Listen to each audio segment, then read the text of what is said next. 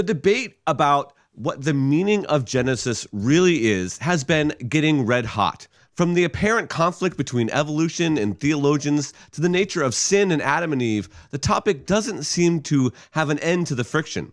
But my guest, Michael Jones from the YouTube channel Inspiring Philosophy, is here to help us cool things down.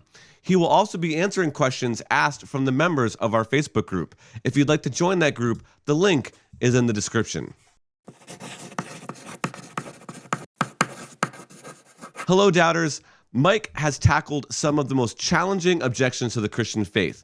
He has a somewhat unique way of reconciling Genesis and evolution. He gave a TED Talk on the subject, he has several videos on the topic, and he has thought deeply about it.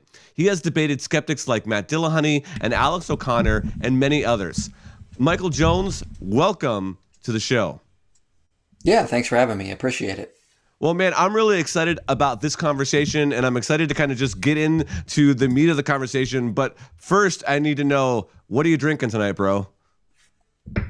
Water. Water, that's it. Okay, we got water. Sometimes it's surprising what you have in the glass next to you. So I just want to make sure we got that out of the way right here. Yeah, my throat's a little dry. I wanted to have some water tonight, No, that's good. That's good. So one of the things that'll happen during this conversation is you can kind of just point our audience to some of the videos that you have on deeper conversations on some of these topics. So let's just dive right in. So from the standpoint of Genesis, there seems to be at odds with evolution or change over time of biological organisms. So Mike, briefly describe why that isn't a problem for you. And one thing you might highlight is the relationship between biblical interpretation and scientific discovery. So why isn't there a conflict for you at all? There's no conflict for me because I feel like when we interpret Genesis in its ancient Near Eastern context, we realize they were talking about something entirely different than things you would associate with origin accounts. So this is something scholars like John Walton and Michael Heiser have talked about, as well as many others. But when you start to understand what they're sort of getting at, like within Genesis 1, it's not so much the main focus is not on creation of things out of nothing. That could be part of it, but the main point is what they're trying to say is they're trying to point out who is rolling over the universe, who's in control of things. Is it the pagan deities? Is it this pantheon we've heard about over here? Or is it the God of Israel? Well, they would say it was the God of Israel. So what they're trying to do is they're trying to establish that. And when you start to understand Genesis in its cultural context, you start to realize that it's a different area than what evolution is talking about, and they're totally compatible. Now, there's a lot of questions that come with that, and we'll get into some of them tonight. Yeah, so I think that's a really good point. So you've already kind of introduced this topic, but before you get to the temple cleansing ceremony idea and how that fits together, because I think that's really interesting, tell me, how do you understand Adam and Eve? Do you understand them as real historical people that existed at some time in the past? Are they characters? Are they placeholders to explain suffering and evil in the present world? How would you, articulate your view of Adam and Eve? So I do think Adam and Eve were historical people. I think the way they're talked about in genealogies as well as the New Testament implies that they were believed to be real historical people. Now, that also comes with a caveat, which is the fact that they're always being talked about using metaphors. And you can see this, like Genesis 2:24, for example. A man shall leave his father and mother, and the two shall become one flesh. Okay, obviously no one takes that literal. They're talking about how Adam and Eve are not joining together and becoming one flesh. It's a metaphor for marriage.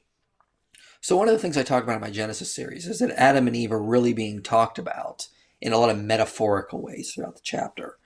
Something I bring up is the creation of Eve. So people try to argue that, Eve was made from a rib bone. I get this from young earth creationists, and I get this from some non-Christians as well. Right.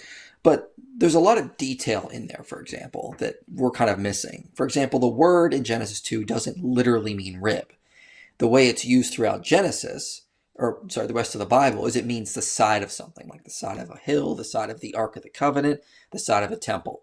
Yeah. So when the verse is talking about this is something scholars like John Walton and Zion Ezevit have pointed out. When it's talking about Eve, it's saying that she is the side of Adam. So Eve was made from a side of Adam. Now, recently I got some pushback from this from two scholars that I was sort of engaging with on this, and they tried to argue that actually it has to mean a literal rib bone. Mm. Now, I push back on that because I've talked to John Walton about this, and I did reach out to both of them to try to point out the point here. They try to argue the grammar itself means that it's got the way the word ends, the selata, Okay. selata. That's the word for rib that we translate as rib that I say means side. Yeah. They say the way that word ends means it has to be a plural, something of multiple. It Okay. can't mean one of two, so one of two sides. But I've talked to John Walton about this before, and he notes that the word has a pronominal suffix, and it actually, when that happens in Hebrew, the difference between dual and plural forms break down and goes away. Yeah. So it can still mean one of two sides. And the reason why I think it means side here is because the context. Okay. For one, so remember it says at the end of Genesis that man and woman shall become one flesh.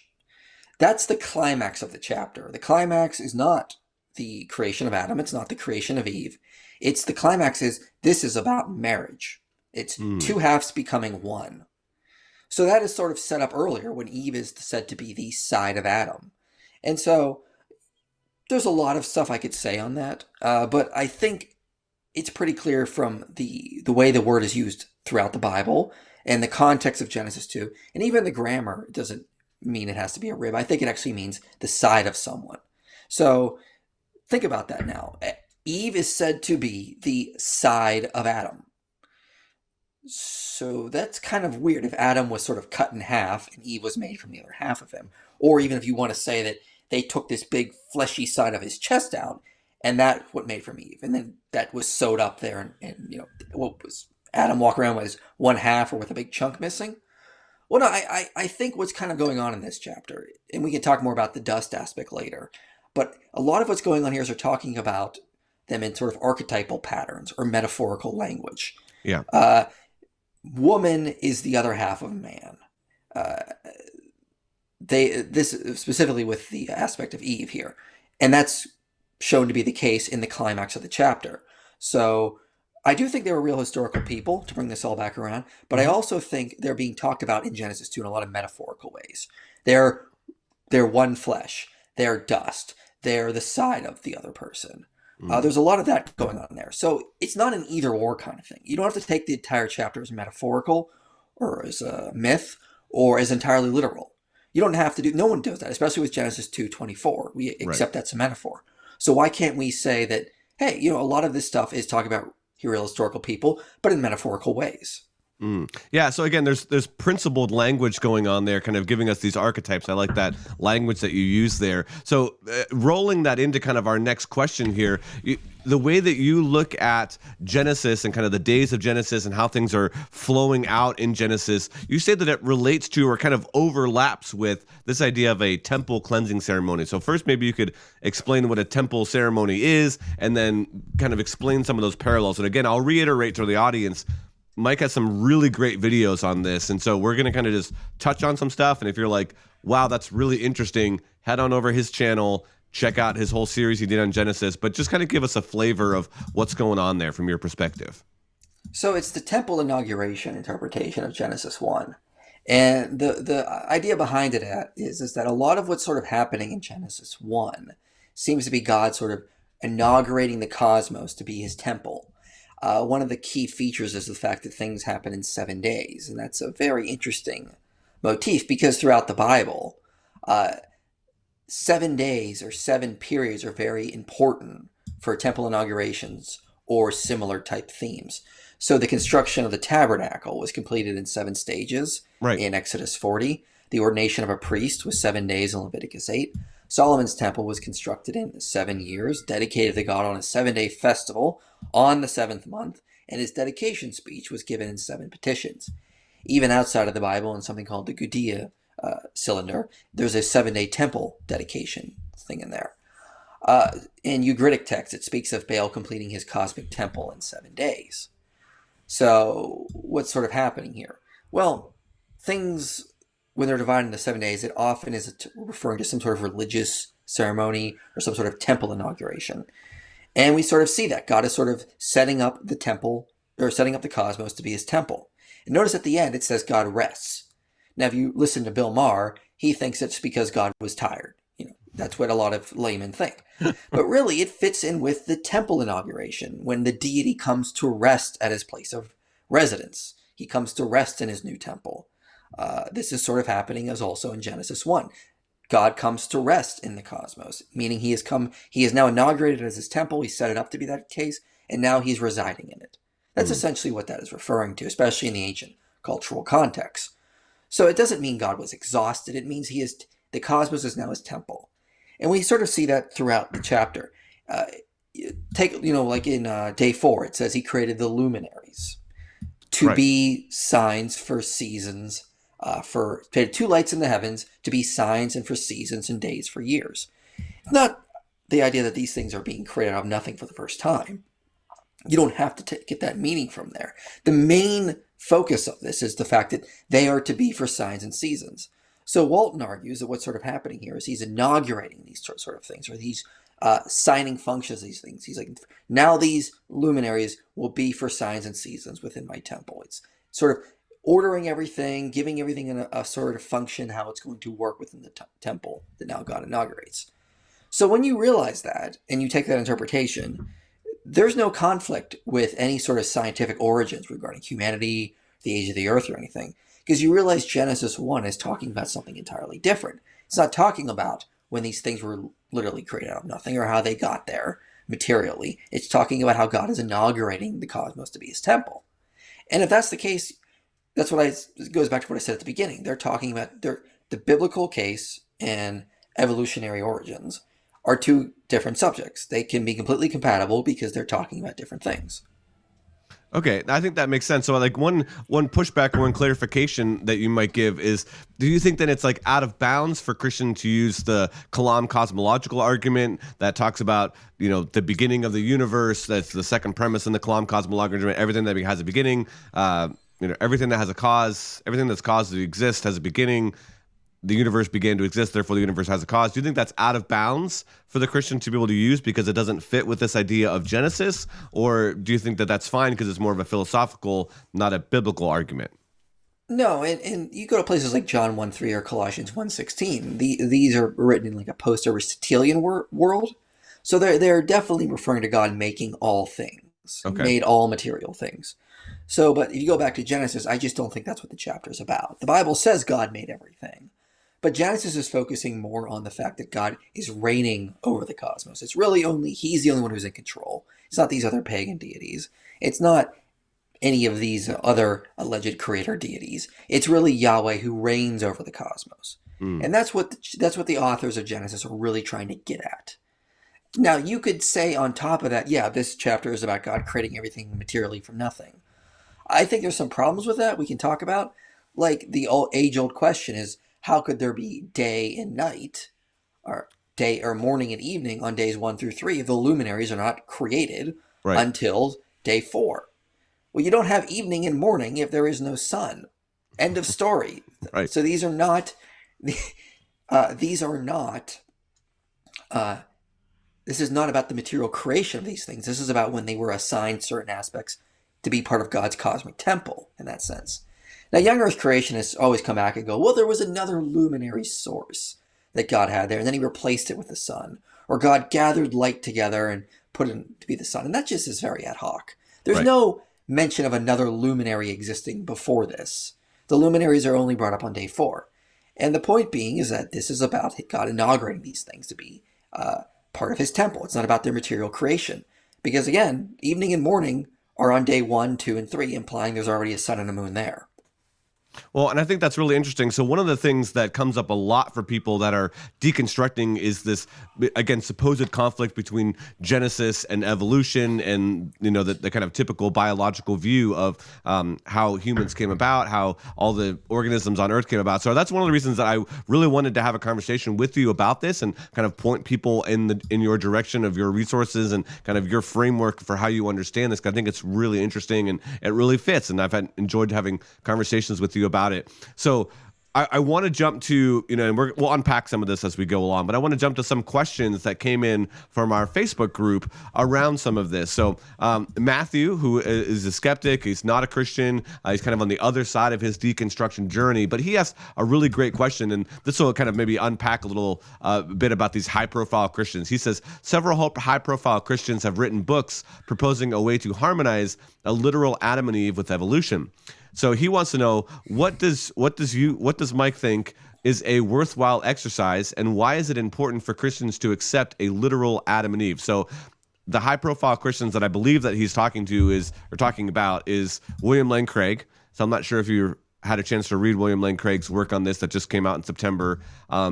Joshua Swamidass is another one that's written a book on this, and there's others. Joshua Swamidass has been on my show. So talk to us a little bit more and try to help Matthew understand kind of how this fits together. And I think one thing that Matthew has trouble with is the idea of sin. How did sin enter the world? Is this, when they ate the fruit, sin happened, but it seemed like there was no major change in the natural world, if you will. How do you think about that specifically? Well, I don't think the Bible ever says there was a natural change in the natural world, especially if you understand what's going on with the curses in Genesis 3. I do think it's important that there is a literal Adam and Eve, and I think it's because of New Testament theology. Okay. You have Jesus as the priest who succeeded. Why? Because there was a priest who failed already, who was Adam, and that's Jesus came to undo that. So I think there was a literal Adam and Eve, but notice I said priest. That's an important aspect. Remember, in the New Testament, Jesus is compared to Adam in that sort of priestly way. He is the priest who is mediating before the Father. Well, notice that what sort of happens, Jesus sort of makes us, we're sanctified through his work, or he sort of what's the word I'm looking for? We are redeemed through his good work. Yeah. So he is a priestly representative representing all of his people who were grafted into him. Well, likewise, Adam was a priest in Genesis, and he represented creation before God. And when he failed, all of creation failed with him. Now, you may say that's not fair, but again, God made a way for creation to be redeemed through Christ, and you don't have to do any sort of works to earn that. It's a free gift as well. So it's not this idea that you're sort of left out in the cold anyway. But it talks about it's this priestly representative idea. Adam is sort of presented as a priest king in Genesis. So when it talks about his duties in the garden, to work and till it, those are the same words that show up for Levitical priestly activities later in the Pentateuch. He's sort of doing priestly activities within the garden, representing us before God in that sort of sense. Right. And when he failed, we all sort of failed with him in that sense. It's sort of you can think of as the biblical aspect of the priest going in to atone for Israel and make atonements on their behalf before God, the God of Israel. Same kind of idea. Yeah. So there's this idea of sort of representation in there. No, that makes sense. So talk to me a little bit about, I know you've had a conversation with Joshua Swamidass on Cameron Bertuzzi's channel.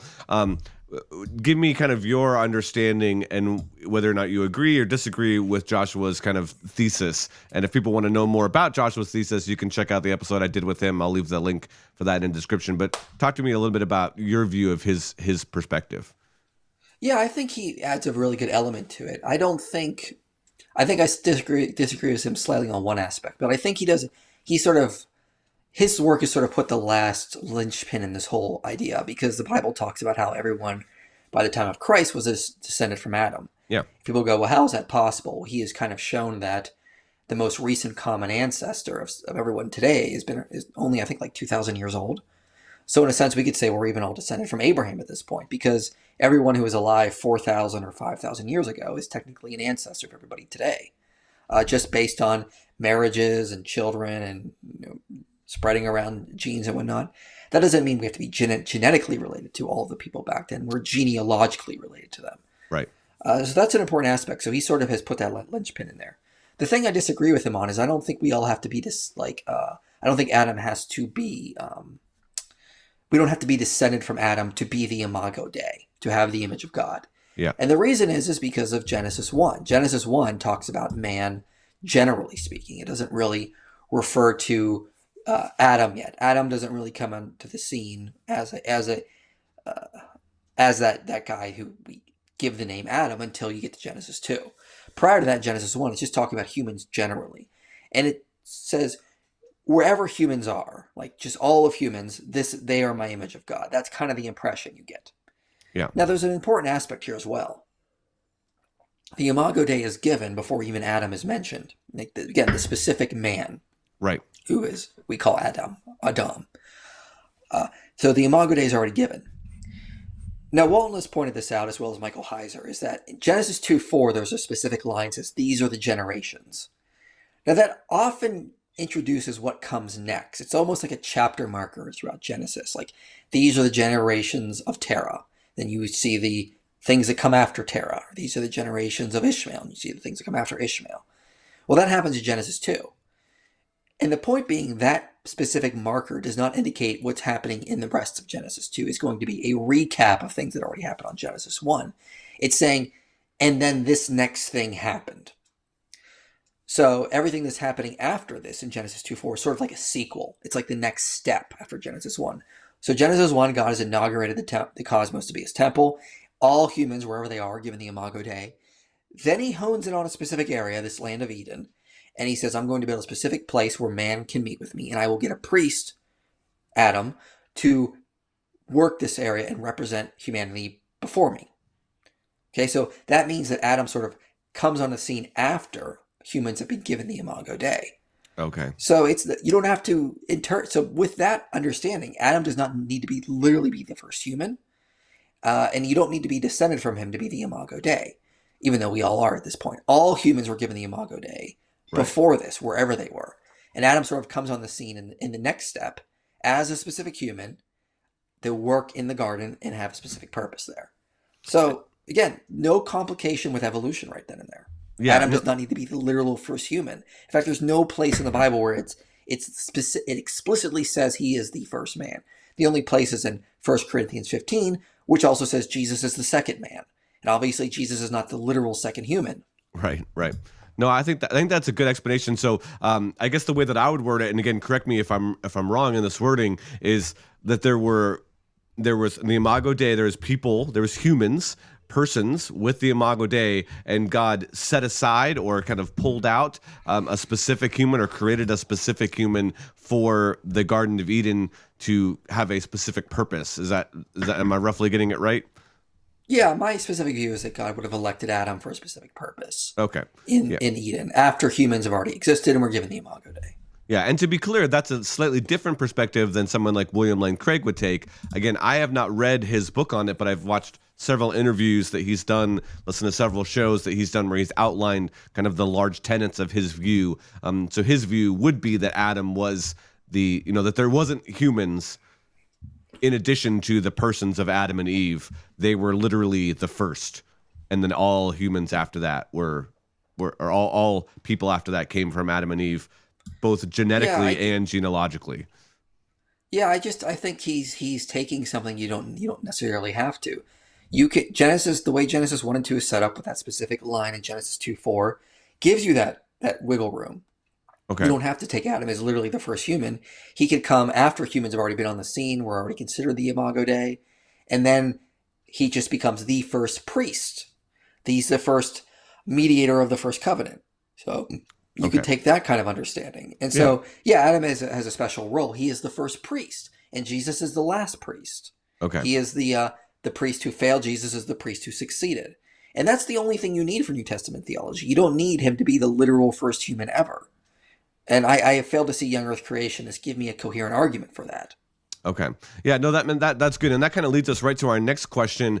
For me, I did a video on three beliefs that I changed, three Christian beliefs that I changed. And one of them was the age of the earth and its connection to evolution. So Richard asked, can Christians take comfort that evolution and a coherent interpretation of Genesis work together? So I'm not sure about you and what your background was, but when you started to uncover some of, kind of maybe these new findings, or when you uncovered John Walton and Michael Heiser and some of these other scholars, did that give you comfort to say, okay, there's a way that there isn't this conflict that seems to be apparent in Genesis? Yeah, and I think there's a lot you can point to that can help with that.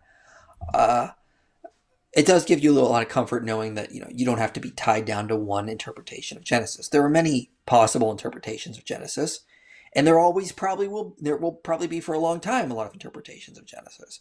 You don't actually have to hold on to one specific. And to just sort of back up the idea that Genesis 1 may not even be about material creation, read Jeremiah chapter 4, verses 23 to 26. It's talking about what happened to the northern kingdom of Israel after they were conquered by Assyria and carried off away. Jeremiah says, I looked on the earth, and behold, it was without form and void, and to the heavens, and they had no light. I looked, and behold, there was no man, and all the birds of the air had fled. And behold, the fruitful land was a desert. Mm. Okay, this is talking about Israel, the northern kingdom of Israel. But it's literally not formless and void. There literally is still sunshine. There are still humans there. Right. There are still birds. There are still vegetation. But he's using this type of language to talk about how it went from a functioning kingdom to a non-functioning kingdom. Okay. Well, this same language is, and a lot of scholars have noted he's getting this from Genesis 1. This language is in reverse in Genesis 1, which is telling us that God took a cosmos that wasn't functioning as his temple, and he made it function as his temple. So the language of Genesis 1 does not necessarily have to imply material creation, especially if you read it in context of Jeremiah 4. So yeah, you could take a lot of comfort in the idea that you can have a coherent understanding of Genesis in its ancient Near Eastern context, in its biblical context, and also hold to evolution. Okay, that's good. So we'll jump to Michael's questions here from the group. So there's a little bit of setup here. So he asks, in Genesis 1:25, it says that God created the animals of the earth according to their kind. In Genesis 2:7, it says that God created man out of the dust of the earth and breathed life into them. So that sets up his questions that say, for you, what does it mean for animals to be created according to their kind? And I'll add this in that I know that Aaron Ra, who is a well-known atheist, has, I mean, if you can't give me the kind, if you can't say exactly when they branched off, then the whole theory of creationism is just completely debunked. We don't need to discuss Aaron Ra's position on that, but I think that that's kind of where this question is coming from. It's a little bit of that. How do you understand the term kind there in Genesis? So let me just quote a scholar, Kenneth Matthews, in his commentary on Genesis 1. This is his New American Commentary, Volume 1, pages 152 to 153. He says, kind is used for broad categories of animals, birds, and fish. Any attempt to correlate kind with the modern terms such as species is unwarranted, though the awareness of distinct kinds is closer to a scientific description than that is found in pagan cosmologies. Just as separations are integral to creation, so are distinctions among living beings, as indicated by their kinds. So kind is just a general term. It just means it's like a flying kind of thing, or it's a walking on land kind of thing. Right. It doesn't mean species. It doesn't mean anything really specific. It just it kind of means what the English word means, kind. It's like, it's that kind of thing over there. It's a very general word. It's not trying to get scientific. Yeah, no, and I think you raised a good point of how people in the ancient Near East, how people in ancient cultures in general kind of categorized. They didn't use this really precise, phyla type way. They're like, that thing has wings and it flies, therefore it's a bird. And I know that sometimes people dock in the Bible like, oh, well, they said that bats are birds. It's like, well, they have wings and they fly. If that's what you consider a bird, then that's okay. So, we talked about this a little bit already, but I'll just kind of throw it at you again. Does the creation of man by dust signify a unique creation event that is incompatible with theistic evolution? So just kind of reiterate in one or two sentences your position on that. So my position is, first of all, Joshua Swamidass has something on this. He can say that, no, Adam could have been a special creation and then could have just been integrated with the current human population there. You could see more of his stuff on there for there. But my view is that, Walton's view, is that, for example, there's no preposition like from in that actual verse. It just says, God yatsard man, dust of the earth, breathes into his nostrils the breath of life. Dust is a common idiom in the Bible and in the ancient Near East to mean mortality. Okay. It often means that, God has sort of made him mortal. Now, I go more into this in my video on Genesis 2, the dust and the rib, but I think basically it's God is sort of electing Adam for a specific purpose, namely to be the priest in the garden. So how does your view, the last question that Michael has, I won't read the whole thing, but how does your view fit in Neanderthals and Denisovans and Homo erectus and kind of other human adjacent creatures or human adjacent animals? How does that fit into your view? Well, they would have died out before Adam and Eve came on the scene, in my view. I think the Neanderthals died out. Well, I don't know the exact term, but I think at least a couple thousand years before the Younger Dryas period, and I would put Adam and Eve just slightly before that. So Okay. they're just not the Imago Dei, because now they could be, in the sense that whenever God inaugurated the cosmos to be his temple, he's whatever humans or whatever hominids were around were the Imago Dei, but we ultimately don't know. That's something far gone in the past, beyond our knowledge at this point. It's just something we don't have access to, and it's not really for us to worry about at this point. Yeah, I mean, there's lots of speculation in that, just how that fits together. So there's no specifics. Okay, so we got one more question, Mike, before we kind of wrap this up. Gianni, and Gianni's actually in my family now, so yay, Gianni, for being part of the family. He asks, how can we balance the original Adam with any form of old Earth belief? This is a tricky one for me. I'm old Earth, and I believe in original sin and Adam and Eve as real people, so we've kind of covered that. But I also feel pretty confident that mathematical macro evolution is a sham. So how do we square that? I feel like a lot of people are asking this question. So I think he's drawing on Michael Behe's argument that when he looks at malaria kind of evolving over time, the math just doesn't seem to work out for there to be enough change in the amount of time that even we have on planet Earth at a 4.6 billion year old Earth. So how would you think about some of that? Well, I'm not going to, unless you want me to in a second question, I'm not going to go to the macroevolution issue, but I don't think it's a sham. I do hold to. I am a theistic evolutionist, and I think there's a lot of problems with Behe or Stephen Meyer's work. Okay. But when it comes to death, which I think is the main question here, I believe in original sin, Adam and Eve, and people. I don't see that as a problem. There's a guy named Joshua John Van E who wrote a dissertation called Death in the Garden, and basically points out death was already assumed in Genesis 1, when God tells man to have dominion over the birds of the air, the fish of the sea. That's a very harsh word. It often means someone is sort of ruling over someone with total oppression, or they have the ability to oppress them however they want, or that's what they're doing. So animals, his point out is that in Genesis 1, animals are given to humans for whatever purposes they want. You can oppressively rule over them. Same with, and then you also have the issue of, like he says, I give you dominion over the earth. In the same verse. Well, that word, again, is also very harsh. It typically means referring to like a war conquest or enslaving someone. It's something it's a very harsh language. So God is sort of saying, like, creation out there, I give you the earth, but you got to go out and conquer it. You have to subdue it. Because he says you subdue the earth. You make a warlike conquest on it to get it, to tame it. Yeah. Now, that does not imply creation is perfect. It does not imply there was some sort of paradise, deathless place. It implies there's a lot of harsh elements out there you have to deal with and tame and bring into order for me. I've sort of started it. I've inaugurated the cosmos to be my temple. I brought order. You, as my image bearers, are going to go out and bring order to the earth. Do so. And of course, we failed on that aspect. That's the whole point of Genesis 3. We failed to bring God's order to the rest of the earth and be his proper image bearers.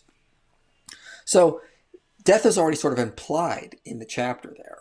That creation is not perfect. Humans already are able to use animals for whatever purposes they need. So I don't see this as much of a problem, because I don't think Genesis assumes this young earth creationist understanding of this blissful, perfect, deathless, sinless creation prior to Adam and Eve's fall. I think I think the chapter strongly implies that it needed to be tamed, so it wasn't perfect, and there were a lot of problems already in creation that needed to be dealt with. So this isn't really an issue for me when it comes to there. Adam and Eve has come on the scene as like these priests at some point when God decides to elect humans to be his Imago Dei, and they're meant to sort of be sort of like the representatives for mankind or into the rest of creation before God. So again, not much of an issue when you start to study Genesis in its cultural context. No, I think that's an excellent point. And so one more thing before we go, I just want to get your thoughts on.